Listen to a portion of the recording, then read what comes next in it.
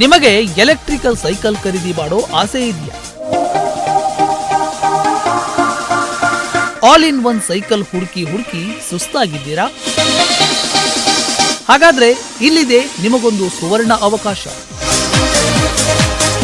ಹೊನ್ನಾವರದ ಗೋಡ್ವಿನ್ cycle centre ನೀಡ್ತಿದೆ big offer. 2500 ರೂಪಾಯಿಗೆ ಯಾವುದೇ ಐಟಂ ಖರೀದಿಸಿ ಕೂಪನ್ ನಿಮ್ಮದಾಗಿಸಿಕೊಳ್ಳಿ. ಮೇ 31 ಕೂಪನ್ ಪಡೆಯಲು ಕೊನೆಯ ದಿನಾಂಕ.